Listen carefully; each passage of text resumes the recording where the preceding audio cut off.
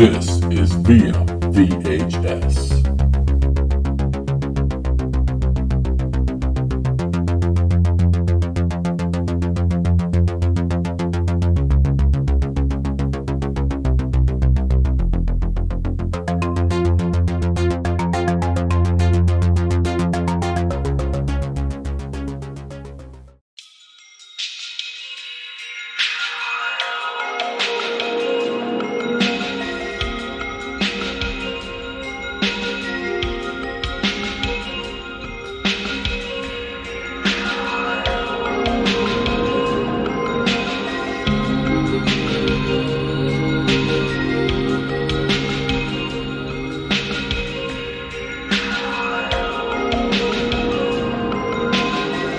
Welcome back to another episode of the Via VHS Retro Movie Podcast. As always, Spencer Scott Holmes is here with me. How you doing tonight? Doing fantastic. Can't wait to be talking about some Jewel of the Nile. Oh yeah, I'm excited too. Not really. No, I always love talking about movies. It's a little chilly in my garage studio tonight. It's below freezing here. Oh, nice. Yeah. So had to put pants on for this one, guys. No, nah. I ain't wearing those pants. Yeah, damn pants. Yeah. I've had it out for Harambe since 2000, whatever that was, 17, 16. I don't know when was that? It's been a while. A little bit ago. Yeah. I'll have to Google Harambe in a minute. But yeah, so real quick, we're going to be jumping into Jewel of the Nile, the sequel to Romancing the Stone. This was in 1985, Jewel of the Nile was. So if you haven't listened to or watched the episode of Romancing the Stone, you could go do that if you want to. But if you've seen both films and you just say, like, hey, I really want to know what you think of Jewel of the Nile, you're a huge Jewel of the Nile fan, or maybe you really hate Jewel of the Nile and you just want to listen to this episode, be my guest to listen to this one. But I'm just saying Romancing the Stone's out there. And I'm a completionist, so if you want to do the sequel, both of them, yeah. I think you should do it. So, sometimes I like to watch movies in weird orders, but Oh, okay. Oh, wow. Hey, sometimes I'll just, you get a different feel going. You know what I mean? It's like when I go back and watch 007 ones, the way I always watch them is like, what's the movie I haven't seen for the longest amount of time? And I start with that. And then that leads me to like where I go in my path, and a couple times a year, you go through different paths, and then next thing you know, you watch all the 007 movies again for like the 100th time. There's no way. And then there's always somebody who has to kind of give you that, like, how many times are you going to watch those movies? And be like 500 more times. I can't wait for us to get to those films. I have to break it up into actor. I'll go like on a Daniel Craig kick and a Brosnan kick. I actually haven't revisited any of the other ones in a long time. I watched... See, Roger Moore is my favorite. I like Roger Moore. I like the last three, honestly. Yeah, I like it. Oh, you mean like the Timothy Dalton ones? Yeah, Brosnan, Dalton. Well, Dalton, Brosnan, Craig. I thought you were talking about the last three Roger Moore movies. I'm like, yeah, fucking View to the Kill, right on. I should have clarified. I like the last three Bonds. But yeah, we're gonna get to those probably if No Time to Die ever comes out.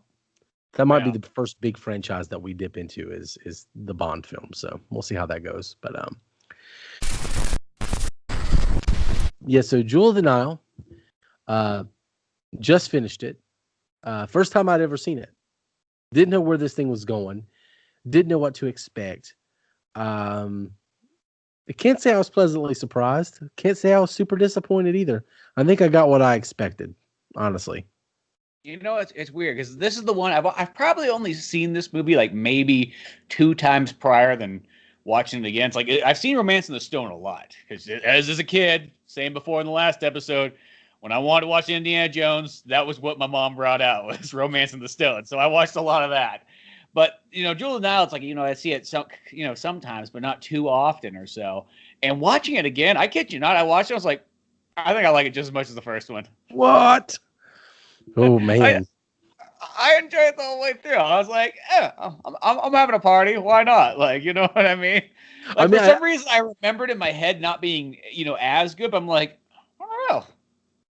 I dug it, Yeah. Well, I could definitely see you liking it. There are things to enjoy about it. I just couldn't get into it as much as the original one, but it's like we said in the last episode, one thing that with this film we mentioned that different director, obviously different screenwriter, because unfortunately the screenwriter passed away. She didn't write any of this one at all, right? No, it sounded like that she cost too much money, and Michael Douglas was like, you know what, I gotta save some money. Yeah. Yeah.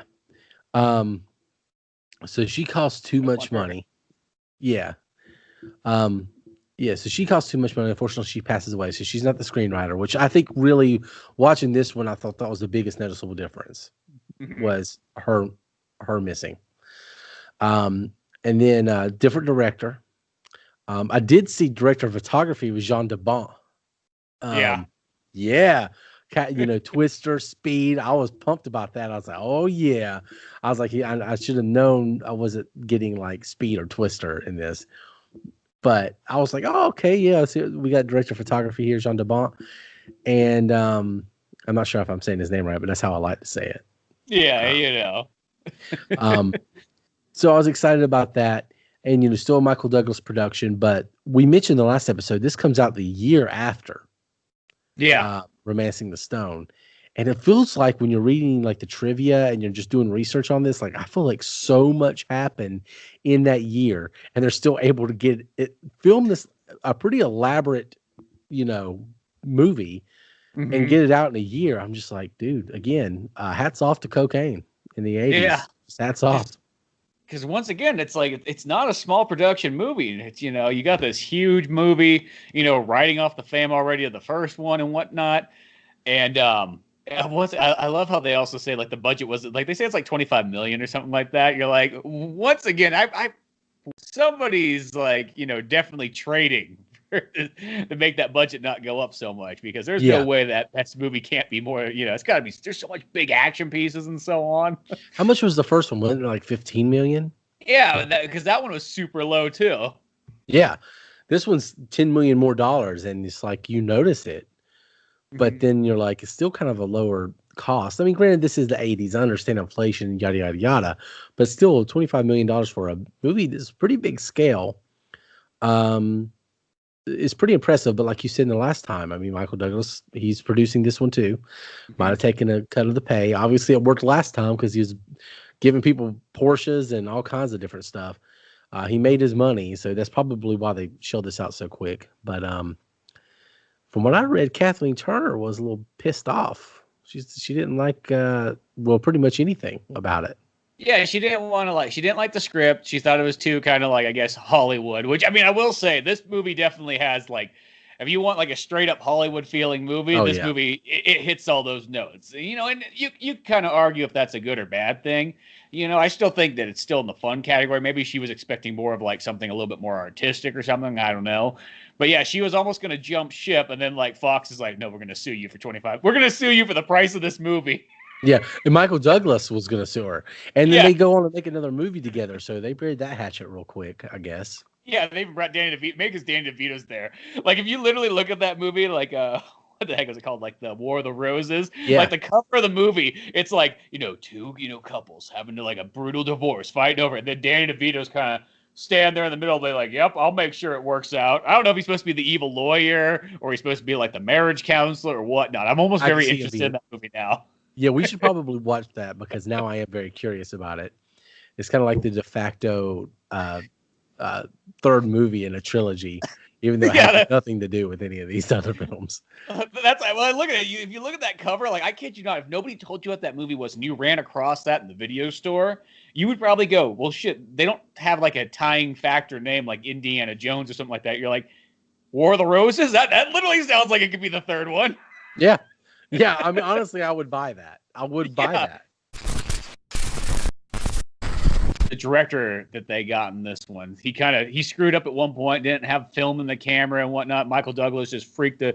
I'm like, well, yeah, because you hired the guy who does a bunch of horror movies. He did like Cujo and a bunch of these other low budget ones. Like, you throw him on like a big production in like Morocco or wherever the heck they're at, giving him an F-16 to shoot.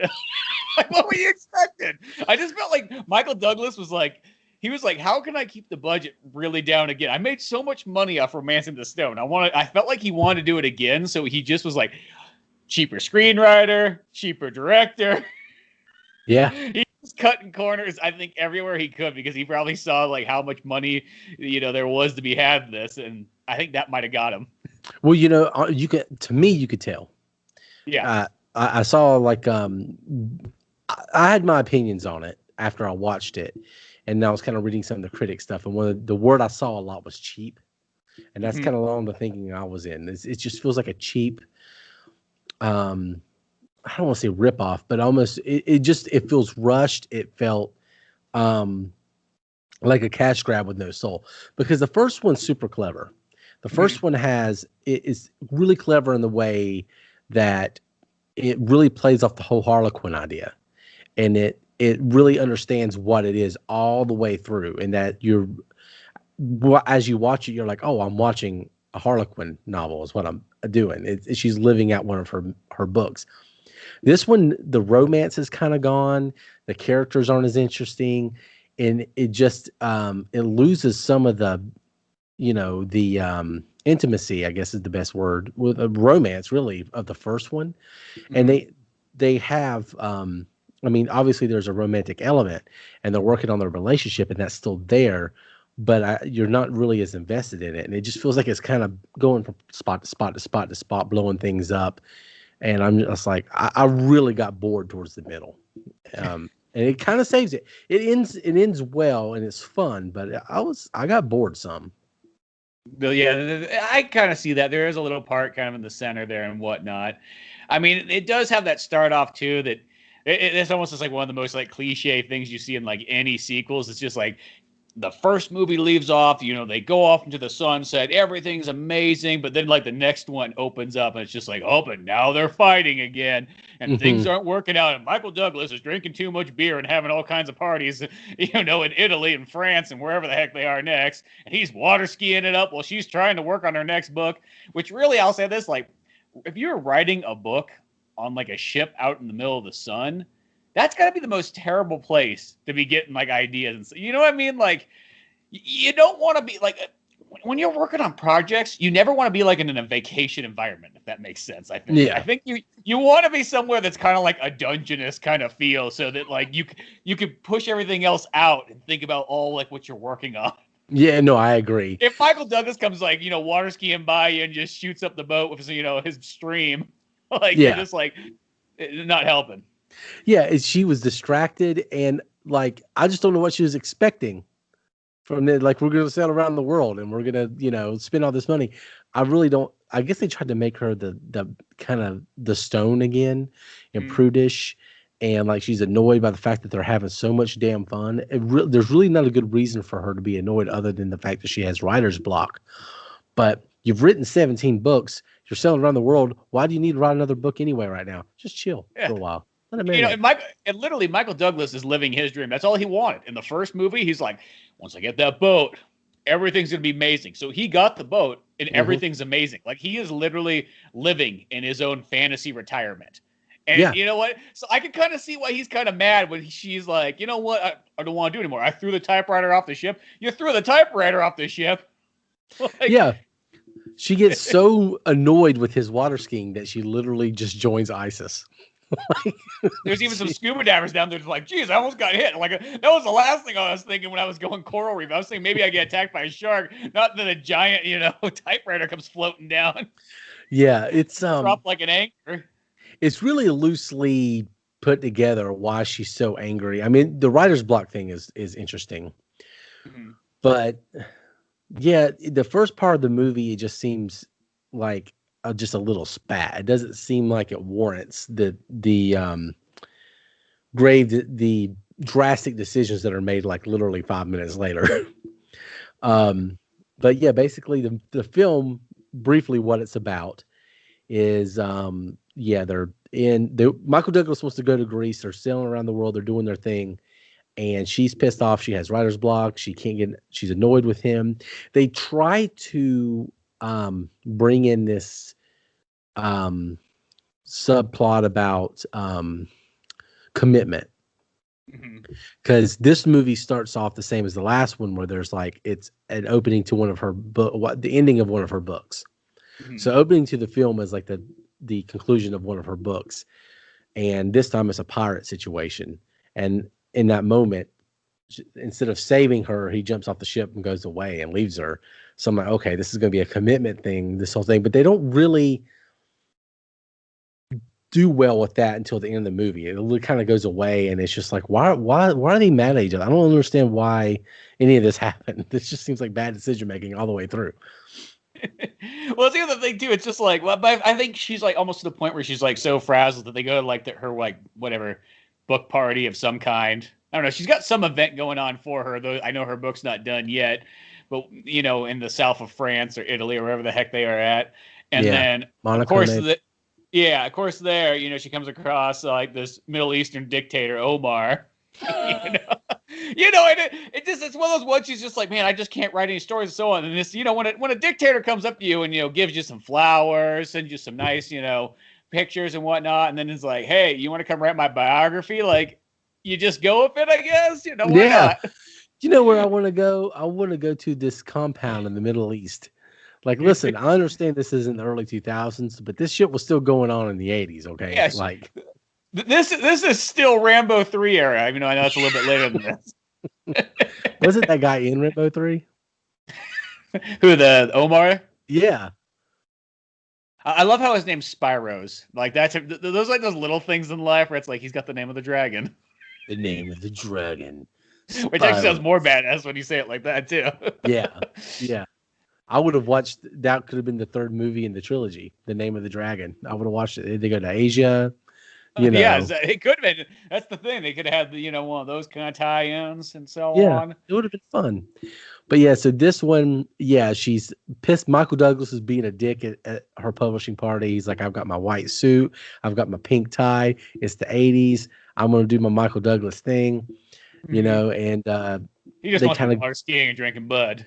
Yeah, he just wants to water ski and drink beer. And then the publisher's all in her ear like, hey, he's not the Marion kind. He's just too much of a cool cat. So basically, this slick Omar guy says, hey, let me take you to my compound out here in the middle of does it say what country they're in? It's just like a fictional. I think it's supposed to be kind of like a fictional territory. It's somewhere like, I almost want to say it's kind of like in the North Africa area, because obviously they go deeper into Africa as time goes on. So it'd be give or take something like a Libya.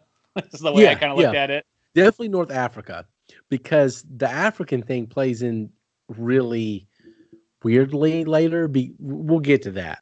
But it's just like geographically, this is a mess. This whole thing is a mess. I think they just continuously travel south in this movie. It's like they're in like Italy, south of France area. They go to like North Africa. They go deeper into Africa. Then they go almost to like Middle Africa. At least what I know from movies. Yeah, it seems like that, but there's no way they could have made it that far, because it's like, it's just the whole thing is weird.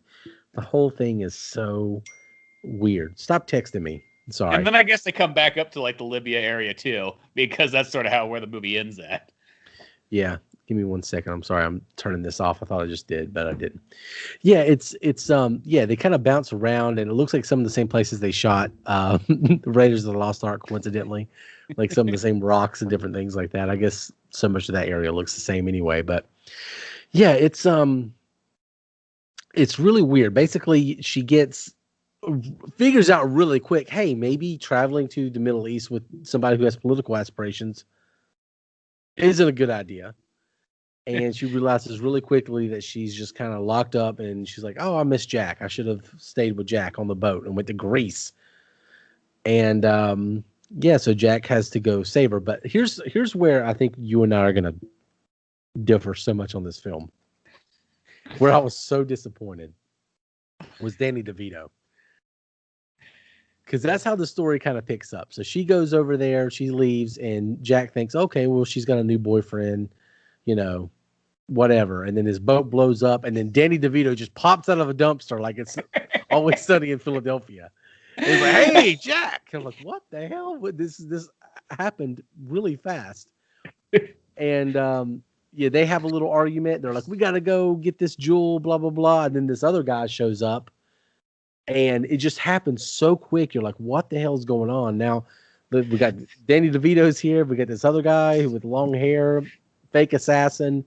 It was so messy for a second. And I'm like, you know, I just, it was honestly, it was kind of dumb. But I'm like, I'm buying in. It's fine. It's like I felt like it's like they had to figure a way to fit Danny DeVito in there. Like, you know, people love the DeVito. Like, how can we get him back in here? Well, he's been in jail for the last while, like, you know, trying to escape rape. He even says it that way. Yeah, he does. You know, he's just in there. He's been bitten by rats. He's got all kinds of weird diseases now and so on. And now he's living in a dumpster waiting to like kill Jack. You know, I think that's just how it's just all going around and so on. And then, of course, then you got, like, the revolutionist guy. And he's just like, well, here's the thing. You know, your girlfriend is taken over there. You know, you want to get her back because now you got no boat. So you need her because what else are you going to do? And this Danny DeVito guy really hates you. But, you know, what up? We'll team up anyways because there's money involved. Yeah, and we need Danny DeVito to be Jar Jar Binks in this movie, essentially. Just like Danny DeVito has serious comedic chops. Like, he is a great comedy actor, and this movie gives him nothing. Like, it's roll down the hill, be fat and short, bump into this, be fat and short, fall off this, be fat and short. Like, that's the Danny DeVito the whole movie, and he just talks shit the entire time doing it, which is kind of funny, but at the same time, because he does have some really subtle, hilarious lines within his dialogue. Like, if you're really listening, like, oh, that was pretty clever. But that's really all you get from him. You take the character out, nothing changes. I really want Danny DeVito to dub over Jar Jar Binks now. I feel just let Danny DeVito do his thing. There should be like a script, you know, like so that it follows like continuity of the story, but just say like let him do his thing of like how he's gonna say it. Yeah, and just put long ears on him, and he just looks like Danny DeVito. It's like Mr. Jar Jar Binks. What the hell do you want? Oh yeah, I'm clumsy as hell. They banish me. Yeah, I would watch that remake right now. And yeah, that would be so much better. But that's what he is in this movie. Yeah, like, Danny DeVito is the key to everything. We got to give him. He everything works through Danny, and then nothing works. It is just it was so like that. It's essentially Looney Tunes jokes. Yeah, no, they definitely get slapsticky. Like, especially even the one where he's riding the camel and he's like yes. pointing at Jack through like the train. This is like farther in the movie, but still, he's like pointing. Was like, I got you, Jack, I got you. And then it's just like literally the train goes through a tunnel and he just slams in like Wile E. Coyote like to the side. Yeah, it was that was the joke that bothered me more than any of them because I'm like, this is just so like, you know, Mel Blanc couldn't have made this work. Like it was so bad, the comedy all the way through it. And for some reason, the revolutionists just love Danny DeVito. I don't know why. They must be like they're like George Lucas. That just, you know, George Lucas thinks Jar Jar Binks is just hilarious. So as long as, you know, Danny DeVito's making the Arab guys laugh, they're just gonna keep him around. You know what I mean? Yeah, that's basically, they're like, look at this strange Western anomaly here. We got this. What is this thing? Is it a butterball turkey? Is it a human? I don't know what it is, but they loved him. I feel like they captured him like a pet and just dressed him up. Yeah, they did. They did dress him up. Like it's like their little adopted child. And Danny DeVito's their little pet. Like they just feed him things and tell him to make jokes. He is Jar Jar. He's Jar Jar Binks. Yeah, so none of that worked. And then the other thing I just didn't like about the movie, I just felt like it completely. They were both comedies, the first one and the second one, and they both had levity, and they both didn't take itself too seriously. But the first one felt a little bit more grounded and connected, and this one just was, let's drag these characters through shit and see where it goes at the end, at the end of it. But I don't know. I mean, you liked I gotta it. say this real quick. Is Yeah. you said the comedy?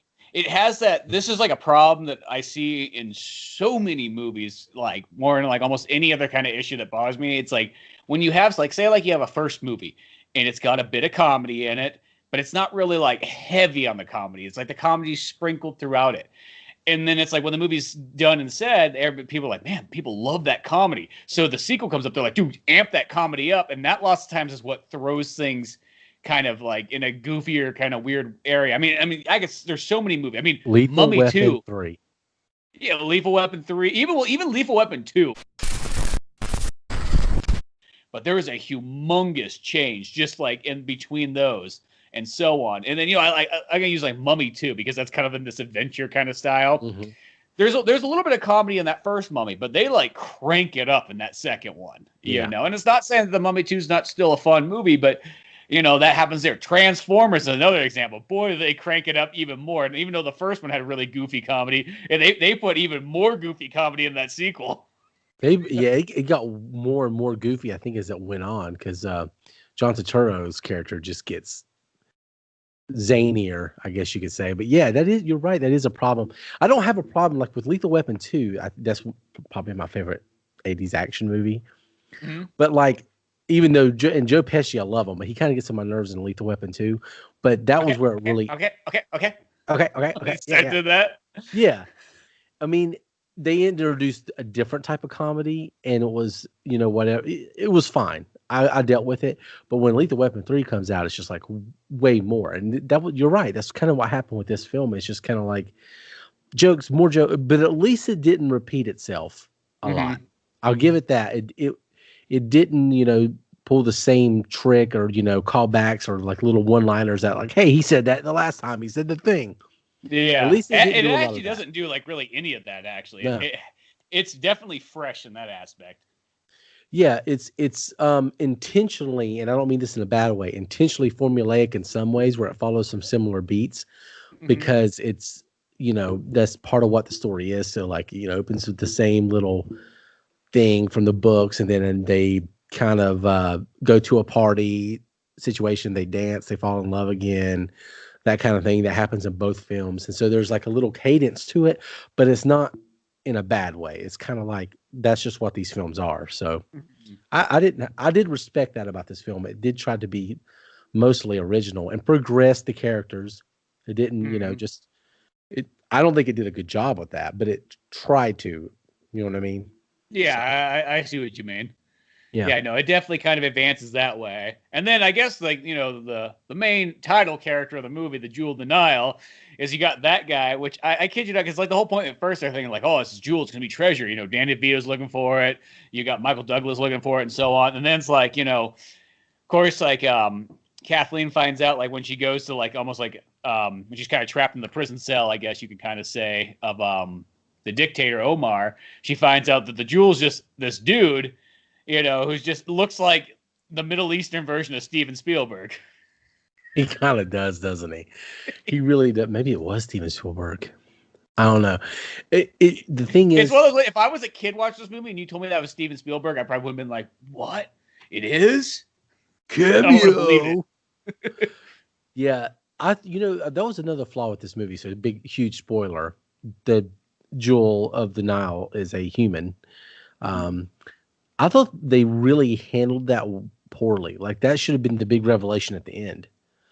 Oh, this whole time you're the Jewel of the Nile. Oh, well, at least we're friends. That kind of thing. But literally, you find out like he just got Michael Douglas and Danny DeVito trying to take him to a pawn shop and sell him off at the very. Gonna get money out of you somehow. Yeah, we checked all the way to North Africa. We're getting something. Yeah, it's I feel like they really messed up there. It would have been way more interesting if they held that to the very end, and then I probably would have figured it out, as would you have, but yeah I don't know. They tell you the second that you meet the guy, he lets you know right off the bat who he is. Yeah, And I was like, well, first of all, I was kind of disappointed because I'm like, oh, what's this Joel going to look like? You know what I mean? As somebody who's never seen it, I was really looking forward to being like, what this one's going to be cool. Where's it going to be hidden? You know, that kind of thing.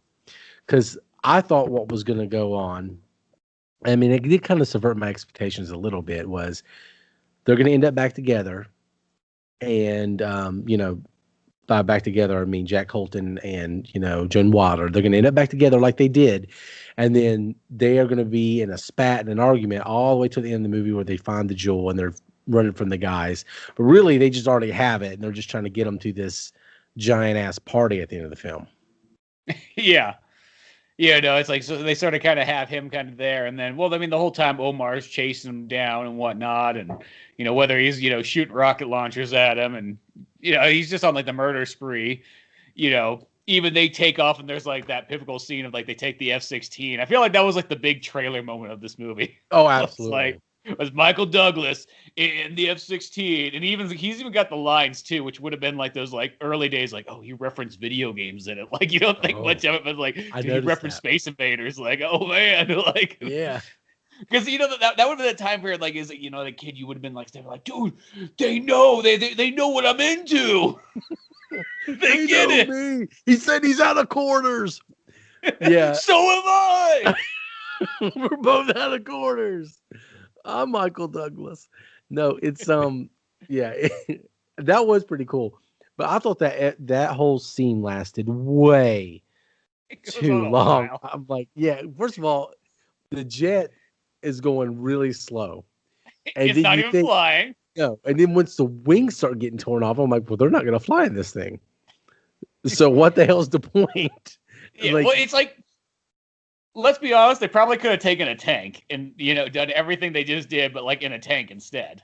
Shit, you're right. I mean, because I was sitting there thinking that too. I was like, oh man, this tank probably would have been more effective.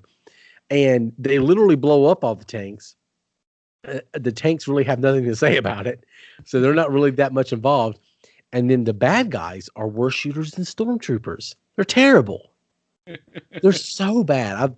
There was this one part, I can't remember exactly who it is, and I honestly can't even remember who was running through. But there's this one part where like the bad guys are kind of like on a roof area, and they're like only 10 feet above the people who are running beside them in this little tiny hallway area, like a little alleyway. And they missed them. They missed all of them. And like there's 3 guys with automatic weapons, and you missed these 3 slow ass white people running by. Like, yeah, come on, man. Yeah, one of those ones, you know. Yeah, I mean, it's just a little complaint. The magic of the Doug, but you know. Well, hey, look, when things aren't going as well in a movie, and this is something I've always noticed, those things are accentuated.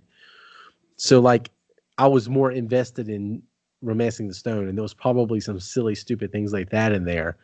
But they didn't bother me as much because I was invested. But when you're not as invested, those things, for me at least, amplify. It's like, oh, okay, I hate that. You know? Yeah, all those things start popping out a lot more, all the negatives and so on. But I'll say as we go forward, though, I did have some fun with this film. I wouldn't give this film like a 2. It's kind of middle of the road. Like, I'm pretty much in line with what the critics would score this thing. It's kind of a middle of the road thing, a sequel that, you know, it lives up somewhat to the first one. It's a worthy sequel, not as good as the first one, but like, okay, it's not like Indiana Jones 4 where you don't want to think about it compared to the first one. It's you know, it's there and it's okay. Yeah, well, that's kind of how this one is. Like, I feel like if you sit down, you watch it, you're gonna have fun. You know what I mean? It's even worth. I'd say it's worth, like, if I was gonna watch Romance of the Stone again, I would still watch Jewel of the Nile right afterwards. Like, yeah. I feel like they kind of still piece together well. Like, yeah, it might not be nearly as dialed in, might not have like those kind of like that real good solid storyline that's kind of like, hey, that's a cool concept and whatnot. But I still think it's fun. I mean, the action in it, when there is action, it is cool.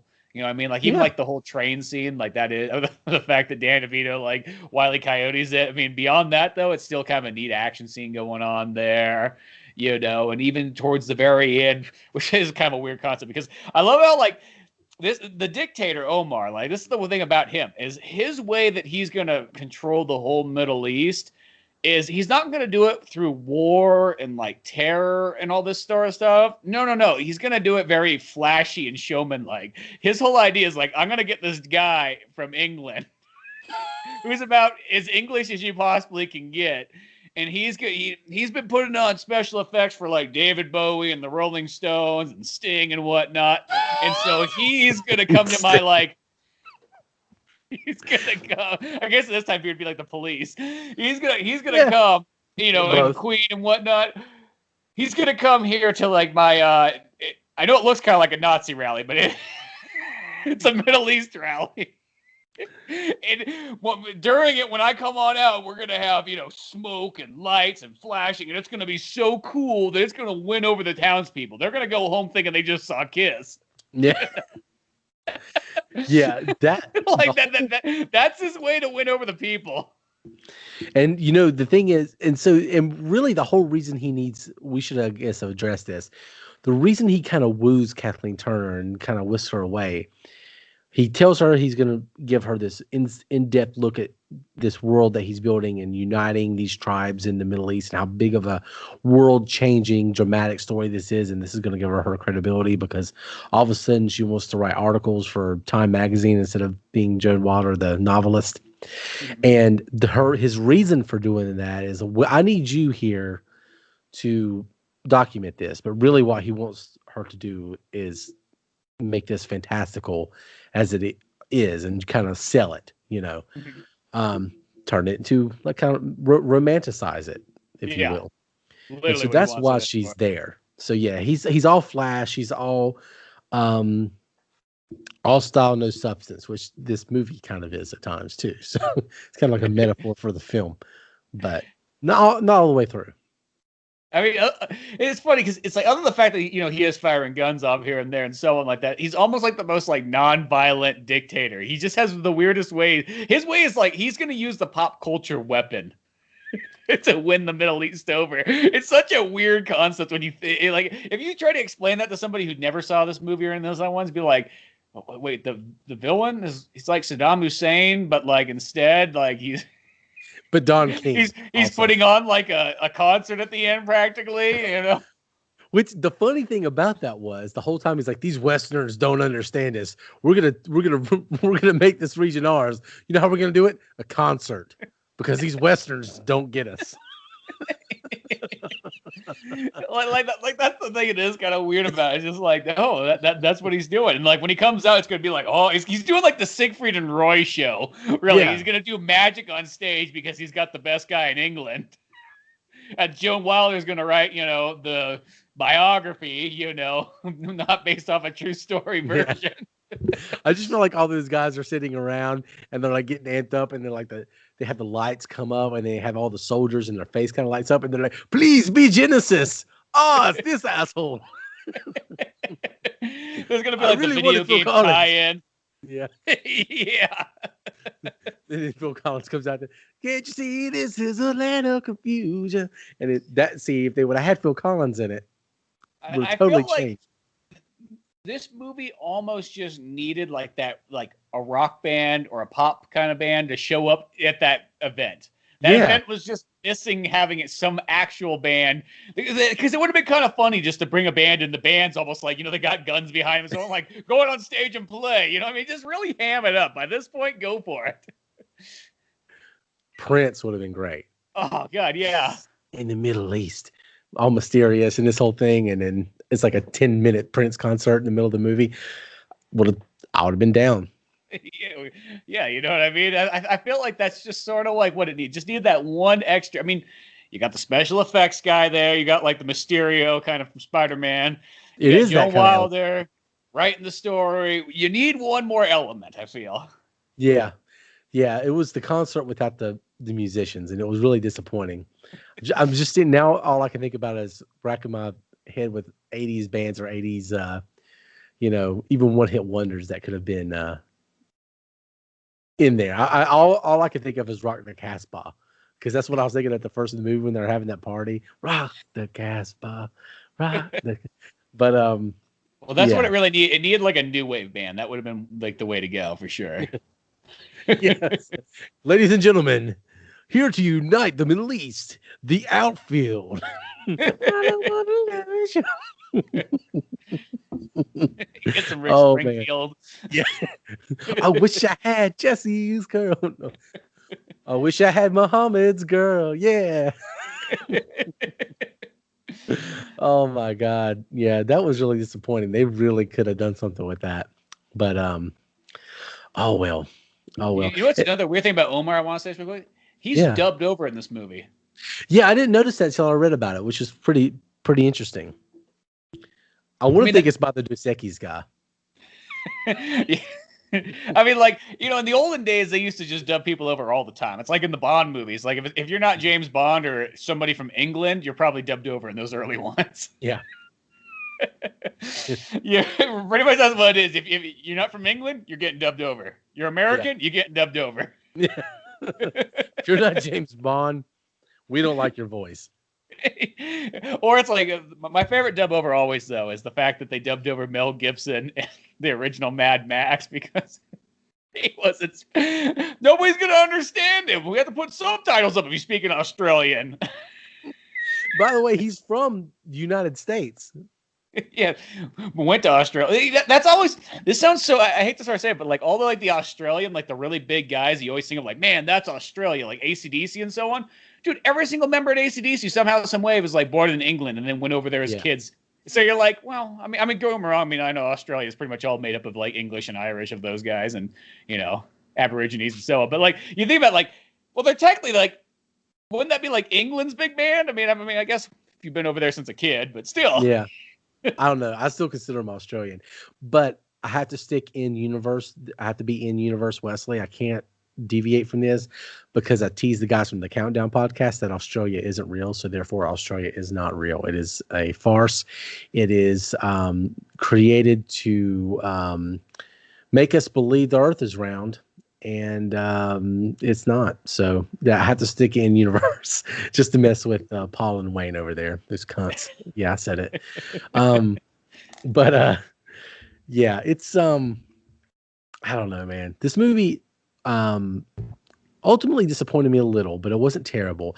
And I have to say, I think when I read about the third one, the potential third movie they're going to do, what was it, like Crimson Eagle or something? It sounded like a Stallone movie. It was there was the Crimson Eagle, and then there was Racing the Monsoon was the other two. You're right. So they had like a plan coming out. Yeah, I think this actually, I know this sounds weird, but the second film would have benefited from a third, if that makes sense. Like, you know, there's more coming. Especially, I like the idea of the kids element. Like, it's a few years later, they've been married, they've been suburbanized, there's no adventure. Kind of like a True Lies kind of thing going on, where you got to spice up the marriage with all this crazy stuff. I think that would have worked, and the kids get involved, and they're, you know, that would have been really interesting. And I could see 2 more films being made that way. And then the fourth one focus even more on the kids, maybe. I'm glad they didn't make a Katherine Heigl reboot because she's fun to work with, what I've heard. I just heard things that she's just a blast. You know, Jewel of the Nile, it's fun. Like I said, worthy sequel. It's, you know, it's as some people say, the great value brand, Indiana Jones. We both kind of feel like it's not fair completely to call it that, but you know, Indiana Jones definitely opened the door for this film. But you know, it's a shame that the other 2 movies weren't made. It's a shame that because I feel like this one was financially successful too. So I'm really surprised. Yeah, this one still made a ton of money. Yeah. I'm really shocked that a third one didn't happen. And you can't say it was because of fallout between, you know, Michael Douglas and Kathleen Turner, because, you know, they did another movie together. The War of the Roses. Yeah, they did the War of the Roses. They brought Danny DeVito back too, and somehow, some way, he found his way into that one. Yeah, it would have been really interesting to see. I think from what I was reading in the trivia in the first one, that she didn't always get along with Rob Zemeckis. So they might have brought in a third director again for the last one if they would have done it, and it would be interesting to see who they would bring in. presumably early 90s. So maybe Jean de Bont. You never know. Well, and it Yeah. also could have been one of those ones too that I bet you Michael Douglas after the second one kind of like cheapening out, because I think that was the thing is he probably was trying to make the biggest bang for his buck. If Michael Douglas probably did the thing where he's like, okay, I can't cheapen out on this one. Let's spend that little bit extra cash. Let's get the people we really need. Get, don't worry about it. Get the writer you want, get the director and so on. I think that it almost could have came full swing around. Oh yeah, I think so too. And when's Fatal Attraction? Is it 87 or so? Yeah, I think it's literally 87.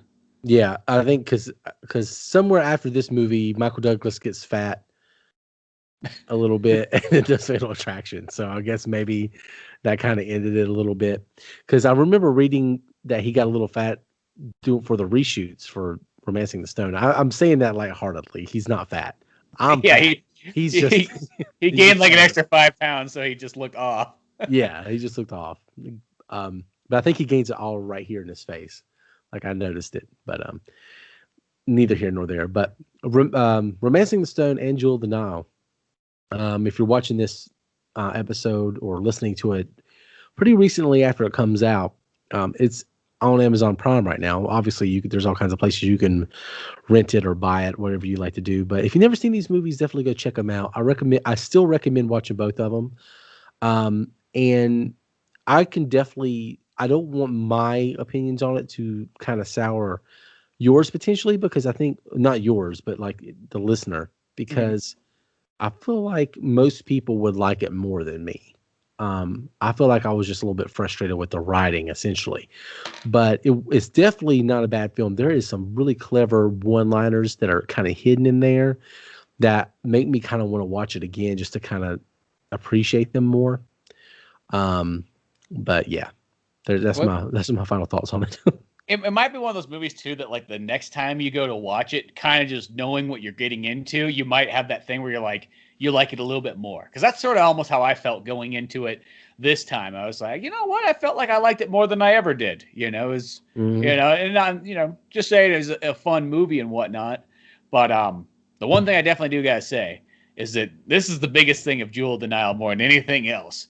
This is the thing that makes it like a historical legacy movie, is because it was the last movie to be put on those video discs.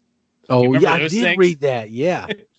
Those video discs. I remember there was a guy, I remember one time at, the flea market, who'd have all kinds of cool books and comics and records and whatnot. And he had some of those video disc systems in there. So I did get to see and touch one of those before and go like, oh my gosh. He's like, here, check this out. And those things, it's like, they're so weird because it's like, they're these like record looking things and they're in like almost like a locking, like a floppy disk kind of looking thing. And you like slide it in the machine and it clicks in and then it plays like a record, which is the most kind of bizarre thing. Like to me, like that kind of technology always to me, like, like you could take like a disc and be like, well, a laser reads through the data, goes in there, comes up your screen. You're like, yeah, sure, it makes sense. Why not? But like you say, it's like a needle scratches it and that makes picture and magic and sound happen. You're like, it is really odd. That literally sounds like magic. You know what I mean? It really, no, I've thought that before myself. We probably sound like idiots to some AV nerd out there that's like, guys, it does it because this. Yeah, well, you know what? I like think it's magic, asshole. That's how I feel about it. So it's magic. But it's like, it's kind of one of those ones. It's like the fact that that's the last one of these, there's that form that kind of came and like it was invented early on and it like came out kind of right at the same time that Beta, VHS, and then Laserdisc came out right around. So it just was like doomed to kind of fail. Though I think it was one of those ones, I think it was kind of it was cheaper than all those ones, oddly enough. And actually it was like on par quality wise to like Beta. So it is kind of interesting factoid there and whatnot. But I just feel the fact that, hey, that's the last one there. Here's those discs. You could get Jewel of the Nile. If you really want to watch this movie in style, that's the way to do it, is you pull out the video disc, you plop it in, make sure you got to flip it halfway through. Yeah. Oh my God. No. It's just like Laserdisc. Like that was like the Laserdisc experience. Is like as a kid, because I had a buddy who had them. So you'd be watching a movie, but if you were watching a long movie, you had to like flip the disc like 4 times. Oh God. No, I'm not about that. Real quick though, you probably know this. Last mass-produced like actual studio film on VHS. You know what it is? No, what is it? History of Violence, Viggo Mortensen. Really? What year Yeah. is that? 2008? I want to say it was 2005. Who direct? What's his name? Didn't the guy directs The Fly? Oh, Cronenberg. yeah, Cronenberg. I think he did that film. Huh. It's interesting how that kind of is. I want to say the oldest VHS or like the newest VHS that I have is like Team America World Police. That's 2004. Wow, that was, I didn't know that was on VHS. Looking around here. They still made them all the way up to about the mid 2000s. You could still find them in the store at least. Yeah. I mean, I'm looking around here.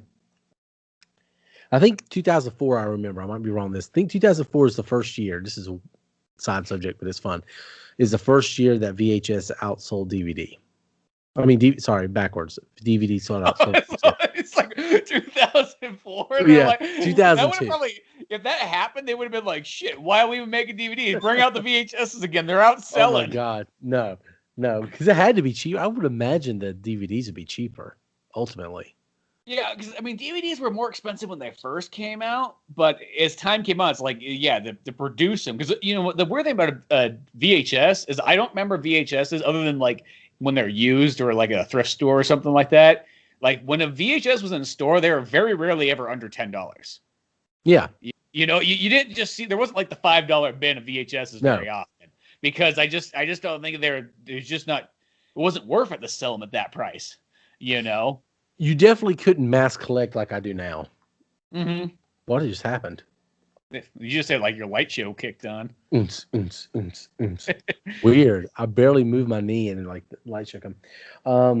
But yeah, like this would cost me thousands of dollars. You can't see them all on the screen, but I think it's like 400 some odd VHS behind me, and I think that would cost me a lot of money. But see, when I always look at your VHS behind you, I really want to just set up my screen behind me of the VHSs I have, because I just have a bunch of bizarre VHSs sort of left over. Because mostly what I did is I kept all the VHSs that like I didn't have on DVD. Some of them I kind of, there's always that moment where you sell them, you're like, why the heck did I sell some of these? But just to make room at some point.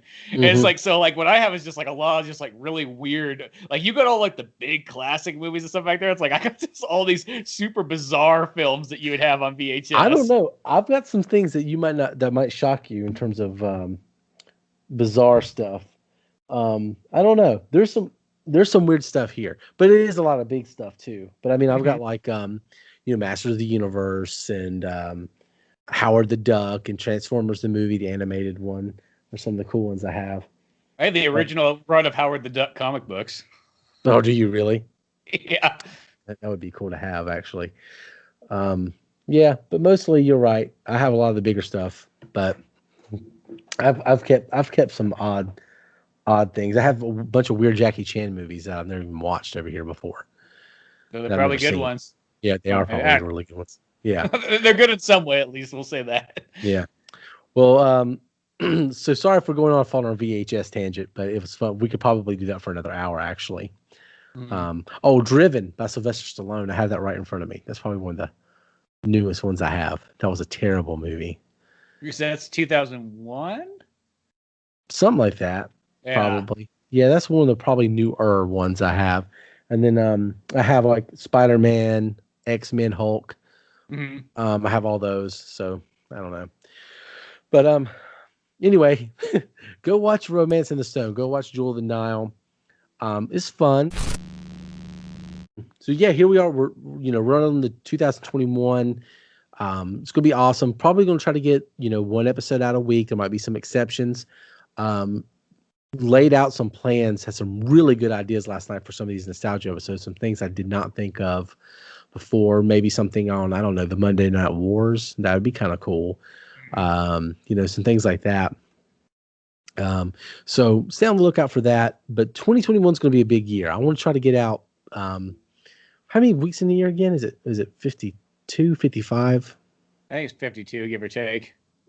I'm gonna try to get out 52 episodes. I'm determined to get it out. And there might be times where I might have to go away, or Spencer might have to go away, and we'll try to figure something out to where we can all make it work. I know I got to move in like April, so that might be a kind of a rough week, but we'll get through it. But any last things, any last shout outs, any last promotions, any Pizza Boy mentions before we get out of here?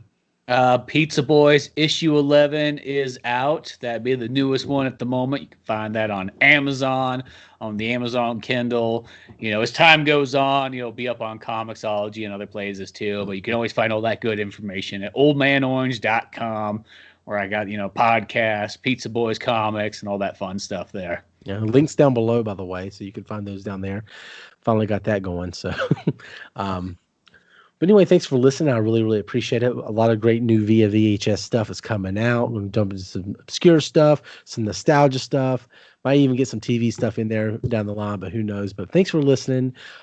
Check out Spencer at oldmanorange.com. And with that, Via VHS is out.